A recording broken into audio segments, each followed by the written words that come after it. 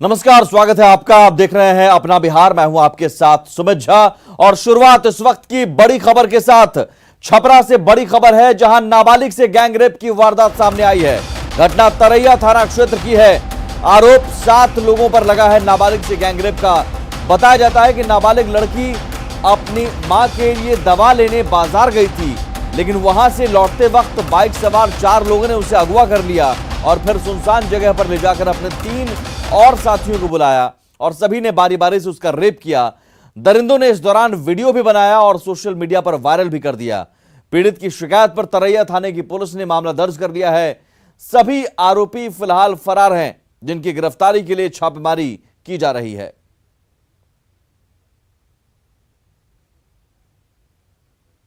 वहीं राजधानी पटना में अपराधी बेखौफ हो चले हैं। लॉकडाउन के दौरान भी आपराधिक वारदातें तेजी से बढ़ रही हैं, लेकिन प्रशासन और पुलिस है कि हाथ पर हाथ धरे बैठी है। ताबड़तोड़ चोरी की घटनाओं के बाद आज अहले सुबह गायघाट इलाके में सुधा दूध के संचालक की गोली मारकर हत्या कर दी गई, वो भी महज 100 रुपए के लिए। लॉकडाउन में वारदात अनलॉक। महज 100 रुपये के लिए कत्ल। राजधानी में ताबड़तोड़ डाका, मर्डर। पटना पुलिस सुस्त, अपराधी चुस्त। बिहार में लॉकडाउन जारी है, लेकिन अपराध और वारदात अनलॉक है। राजधानी पटना में अपराधी बेखौफ हैं, पुलिस सुस्त है और अपराधी चुस्त। तभी तो एक के बाद एक चोरी और डाके की घटना के बाद मर्डर तक हो रहे हैं। गुरुवार सुबह 5 बजे के आसपास राजधानी के आलमगंज का इलाका गोलियों की आवाज से थर्रा उठा। कोई कुछ समझ पाता तब तक सुधा डेयरी के बूथ का मालिक ढेर हो चुका था। खून से लथपथ विनय कुमार तिवारी का शव सड़क पर पड़ा था।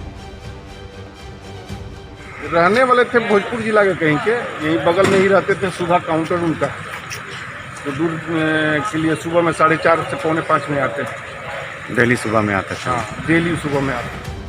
बताया जाता है कि 100 रुपये के छुट्टे को लेकर बूथ संचालक से बदमाश उलझ पड़े। खुदरा पैसे नहीं देने पर विवाद इतना बढ़ गया कि विनय तिवारी को काफी करीब से उनके सिर में गोली मार दी गई। थोड़ी देर पहले ही पुलिस गश्ती कर रही थी, लेकिन बदमाश पिस्टल लेकर उसी इलाके में घूम रहे हैं, इसकी भनक तक नहीं लगी। विनय कुमार तिवारी रोहतास जिला के रहने वाले थे। वर्तमान में गायघाट में रहकर गायघाट पुल के नीचे डेयरी बूथ का संचालन करते थे, सुधा डेयरी बूथ। संभावित ठिकाने पर अपराधियों का छापामारी किया जा रहा है, बहुत जल्द ही पकड़ लिया जाएगा। रोहतास के रहने वाले विनय तिवारी किराए पर रहकर अपना रोजगार चलाते थे। परिवार के लिए 2 जून की रोटी का जुगाड़ करते थे, लेकिन उन्हें क्या पता कि एक दिन वो राजधानी की बिगड़ती कानून व्यवस्था के खुद शिकार हो जाएंगे। इस बीच विपक्ष ने लॉ एंड ऑर्डर को लेकर नीतीश सरकार पर जोरदार हमला बोला है। राबड़ी देवी ने ट्वीट किया है, लिखा, बिहार में राक्षसी राज का साक्षात सबूत। पटना में दिन दहाड़े महज 100 रुपए के लिए सुधा बूथ के संचालक की हत्या कर दी गई। मृतक की बेटी ने बताया कि पापा मंदिर में पूजा कर रहे थे, तभी अपराधी ने सिर में गोली मार दी। क्या सीएम जानते हैं विगत वर्ष अपराध के आंकड़ों में कितनी वृद्धि हुई है? वैसे डेड बॉडी को पोस्टमार्टम के लिए एनएमसीएच भेजने के बाद पुलिस उस जगह के सीसीटीवी फुटेज को खंगाल रही है। शायद आरोपी पकड़ा भी जाए, लेकिन क्या ये पुलिस के मुंह पर तमाचा नहीं कि इसी हफ्ते सोमवार को पटना के शास्त्री नगर के जयप्रकाश नगर इलाके में एक घर से करीब 1 करोड़ की ज्वेलरी और 2 लाख की नकदी की चोरी की गई। तो वहीं मंगलवार को बदमाशों ने राजीव नगर थाना इलाके के मैजिस्ट्रेट कॉलोनी के 2 अपार्टमेंट के 5 फ्लैट में चोरी की वारदात को अंजाम दिया। लेकिन सवाल यही कि लॉकडाउन के दौरान राजधानी में वारदात कैसे हो रही है? वारदातों को रोकने में पटना पुलिस नाकाम क्यों हो रही है? हत्या, चोरी, लूट जैसी वारदातों में इजाफा क्यों हो रहा है? अपराधियों की खुली चुनौती पर भी आखिर पुलिस सुस्त क्यों है? न्यूज़ 18 के लिए पटना सिटी से मनोज सिन्हा के साथ ब्यूरो रिपोर्ट। और लॉकडाउन में अपराधियों के साथ साथ शराब माफिया भी सक्रिय हैं। सिवान पुलिस ने शराब की बड़ी खेप जब्त की है। मैरवा थाना क्षेत्र के बिहार यूपी बॉर्डर से करीब 35 लाख की कीमत की विदेशी शराब एक ट्रक से जब्त की गई। पुलिस की माने तो प्याज की बोरियों में छिपाकर 100 कार्टन शराब की खेप लाई जा रही थी। ट्रक जब्त कर लिया गया है और आरोपी ड्राइवर को भी गिरफ्तार कर लिया गया है। आरोपी हरियाणा के हिसार का रहने वाला है। पटना के एनएमसीएच में बदहाली की खबर न्यूज 18 पर दिखाए जाने पर स्वास्थ्य मंत्री मंगल पांडे ने कहा कि अब कोरोना से किसी भी मरीज की मौत के बाद 2 से 3 घंटे के भीतर तमाम प्रोटोकॉल्स को पूरा करते हुए उसका डिस्पोजल किया जाएगा। एनएमसीएच का दौरा करने के बाद स्वास्थ्य मंत्री ने यह निर्देश दिया है।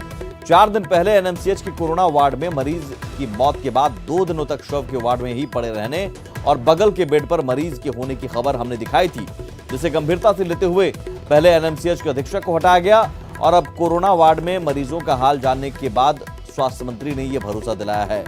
पहले जो लापरवाही और शवों के साथ संवेदनहीनता हुई, अब वो नहीं होगी।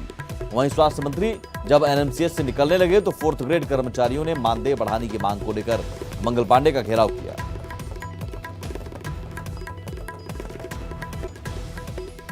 उम्मीद भरी नजरों से आपको देख रहे थे कि खुद सरकार पहुंचे हैं अस्पताल, तो शिकायतों की फेहरिस्त तो लंबी होगी। नहीं, मैंने कहा कि मैं जब मरीजों से सीधा बात किया तो मरीज काफ़ी संतुष्ट दिखे। 2-3 लोगों ने जरूर कुछ कठिनाइयां बताई, उनको कुछ दिक्कत हो रही थी। तुरंत चिकित्सक के नोटिस में था, अंदर में जो डॉक्टर नर्स थे उनके नोटिस में था, लेकिन फिर भी जो मेरे साथ चिकित्सक थे उन लोगों को भी मैंने कहा कि इन मरीजों को देखिए और जो कुछ भी जानकारी मेरे ध्यान में आई है उन जानकारियों को लेकर भी मैंने आज अपने पदाधिकारियों के साथ, चिकित्सकों के साथ बैठक की और 4 महीना से यह हॉस्पिटल लोगों को सेवा दे रहा है। प्रतिदिन बहुत सारे लोग स्वस्थ होकर जा रहे हैं। फिर भी यदि कोई कठिनाई या कोई समस्या का समाचार मिलता है तो उसको हमको दूर करना हमारी जिम्मेवारी। तस्वीर में आप लगातार देख पा रहे थे जो कमियां थी यहाँ पर उजागर हो रही थी। ऐसे में आप यहाँ जब पहुँचे हैं तो क्या सब व्यवस्था आपको मुकम्मल दिखा और क्या इंतजाम आपकी तरफ से अभी करने का निर्देश दिया गया है? नहीं, देखिए, जो मरीजों की इलाज व्यवस्था की सारी चीज़ें हैं वो बेहतर हैं और इसको और भी सुधारने की हमने आज कवायद की है। हेल्प डेस्क हम बनवाएंगे, 2-3 दिन से हेल्प डेस्क काम करने लगेगा, वहाँ डॉक्टर बैठ के लोगों को सुझाव देंगे। और वहीं पटना डीएम के निर्देश के बाद पारस अस्पताल में कोरोना मरीज को भर्ती लिया जाने लगा है। 30 बेड का अलग से वार्ड तैयार किया जा रहा है। राजधानी के 18 अस्पतालों में से अब तक 4 से 5 अस्पताल ही तैयार हो सके हैं, जहां कोरोना मरीजों का इलाज शुरू हो सका है। पारस अस्पताल प्रबंधन की माने तो आनन फानन में आदेश मिलने के बाद तैयारी पूरी नहीं हो सकी थी। इसके बावजूद पारस में अब तक 27 पॉजिटिव मरीज भर्ती हो चुके हैं। अब सभी को तैयार हो रहे आइसोलेशन वार्ड में शिफ्ट किया जाएगा। हालत काफी खराब होती जा रही है क्योंकि टेस्ट कराने आए मरीजों में 27% कोरोना पॉजिटिव मिल रहे हैं।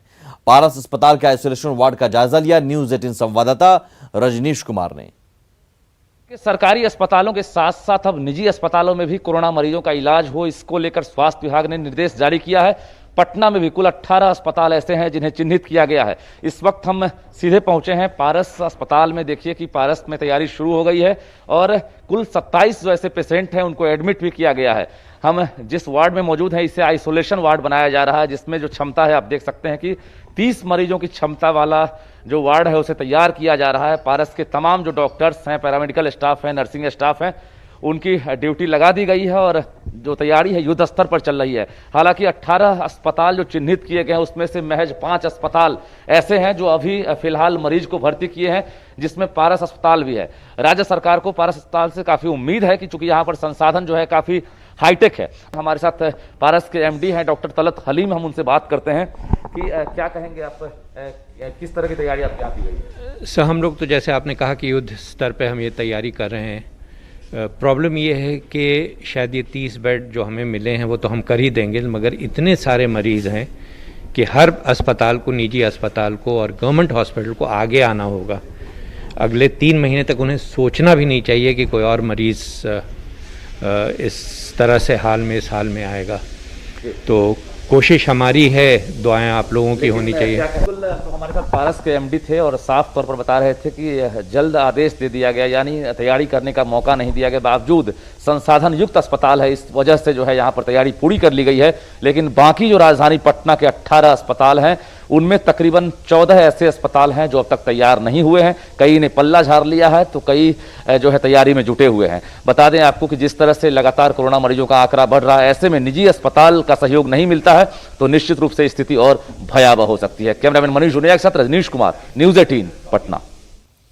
वहीं सरकार कोरोना मरीजों से होम आइसोलेशन के लिए भी कह रही है, लेकिन अगर ऐसे में किसी मरीज की कोरोना से घर में मौत हो जाती है तो सिस्टम से कोई बॉडी को उठाने तक पहुंचता नहीं है। तस्वीर देखिए, ये पटना सिटी के हरमंदिर गली चौक की तस्वीर है, जहां एक बुजुर्ग की कोरोना से मौत हो गई। नियम के मुताबिक ऐसे मरीज के घर को सैनिटाइज करवाना है और अगर मरीज की मौत हो जाती है तो तत्काल उसका अंतिम संस्कार प्रोटोकॉल के तहत करवाना है। लेकिन पटना सिटी के हरमंदिर गली में रहने वाले बुजुर्ग की मौत 22 जुलाई की रात हुई थी, जिसके बाद परिजनों ने वहां के थाना प्रभारी, एसडीओ, पार्षद सभी को कॉल कर जानकारी दी, लेकिन 12 घंटे तक कोई सुध लेने नहीं पहुंचा। जब डेड बॉडी से गंध आने लगी तब जाकर एम्बुलेंस को बिना किसी टीम के भेजा गया। मजबूरी में बुजुर्ग के 2 बेटों ने पीपीई किट पहनकर बॉडी को घर से बाहर किया और अंतिम संस्कार करने गए। चलिए चलिए चलिए चलिए, जल्दी कीजिए, लेट नहीं कीजिए। तो अपने बच्चे तो कोरोना की मार और दूसरी तरफ बिहार बाढ़ की त्रासदी से भी गुजर रहा है। मुंगेर में गंगा किनारे मिट्टी की अवैध किटाई भी की जा रही, वो भी स्थानीय प्रशासन की नाक के नीचे। गंगा की उफनती लहरों में जान जोखिम में डालकर मिट्टी माफिया मजदूरों से मिट्टी कटवा रहे हैं। वहीं जिला प्रशासन के अधिकारी सारी जानकारी के बाद भी चुप्पी साधे हुए हैं।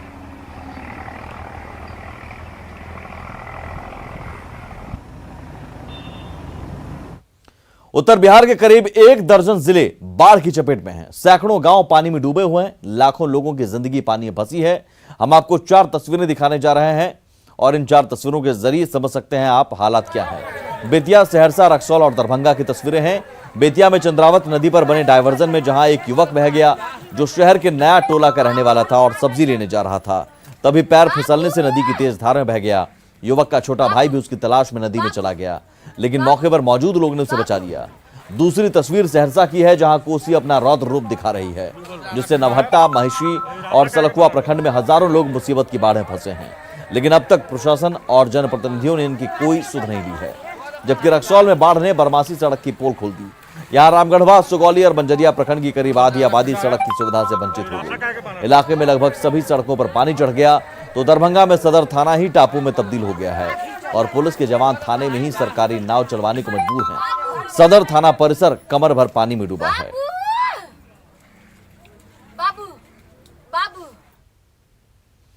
और बिहार में उफनती नदियों ने कहर बरपाना शुरू कर दिया है। बेतिया में बूढ़ी गंडक नदी पर बना बांध टूट गया है।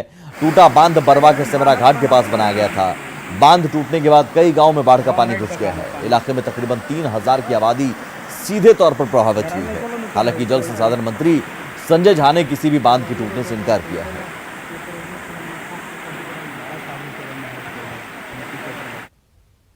शिवहर के तरियानी प्रखंड के फतेहपुर गांव में 5 बच्चों की डूबकर मौत हो गई। ये बच्चे पशुओं के चारे के लिए खेतों में गए थे। इसी दौरान बच्चे गड्ढे में चले गए और डूबकर उनकी मौत हो गई। बच्चों की मौत से परिजनों में चीख पुकार मची है। घटना को लेकर गांव में मातमी सन्नाटा फैल गया। मृतकों के परिजनों के घर पर लोगों की भीड़ जुटी रही।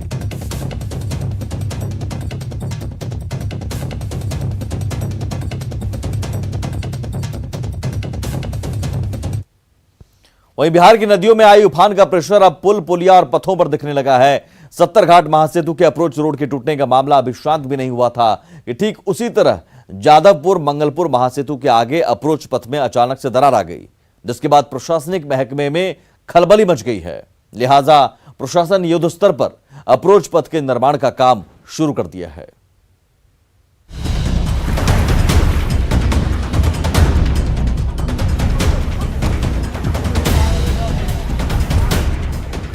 महज 7 दिनों बाद गोपालगंज का एक और अप्रोच पथ धराशायी हो गया।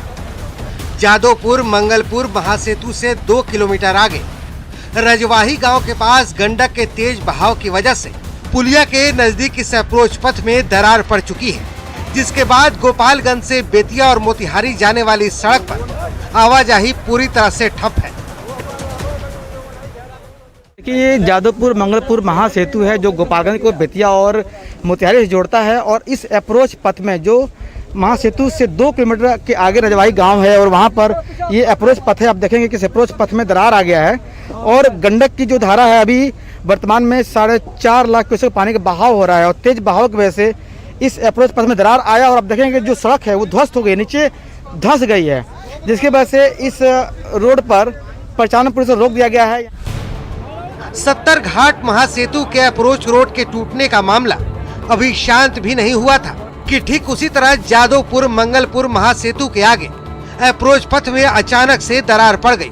फर्क सिर्फ इतना है कि 70 घाट महासेतु का अप्रोच पथ उद्घाटन के 29वें दिन ध्वस्त हुआ, जबकि ये पथ अपने उद्घाटन के 5 सालों बाद 70 घाट के बाद जो जादवपुर मंगलपुर महासेतु है इसमें दरार आई है, इसमें परिचालन ठप हो गया है और करीब 400 करोड़ की लागत से इस महासेतु का निर्माण कराया गया था और मुख्यमंत्री नीतीश कुमार ने वर्ष 2015 में इसका उद्घाटन किया था और महज 5 साल के बाद जो है इस अप्रोच पथ पर आप देखेंगे परिचालन ठप हो गया है। अब जरा इस तस्वीर को देखिए। ये तस्वीर 15 जुलाई की है, यानी 8 दिन पहले की, जब इसी गोपालगंज में 263 करोड़ की लागत से बने अप्रोच पथ ने 29वें दिन ही दम तोड़ दिया था, जिसके बाद सरकारी महकमे में खलबली मच गई थी। महज 1 हफ्ते बाद फिर एक अप्रोच पथ में दरार आना बड़े सवाल खड़े करता है। हालांकि गोपालगंज के डीएम ने जल्द से जल्द अप्रोच पथ की दुरुस्ती का दावा किया है। नहीं, वो उधर पानी इस बार जाहिर है कि काफ़ी ज़्यादा पानी है। उस पानी की वजह से थोड़ा सा नीचे से कुछ हल्का लीकेज हुआ था, तो थोड़ा डैमेज हुआ था पुल, लेकिन उसमें लोग लगे हुए हैं, कल रात ही से लग गए थे और आज समझते हैं कि आज शाम तक फिर वो मोटर पुल चालू हो जाएगा। जाहिर है सैलाब के सितम के बीच पुल पुलिया और पथों में एक के बाद एक दरार सिस्टम की संजीदगी पर कई सवाल खड़े करता है। न्यूज़ 18 के लिए गोपालगंज से मुकेश कुमार की रिपोर्ट।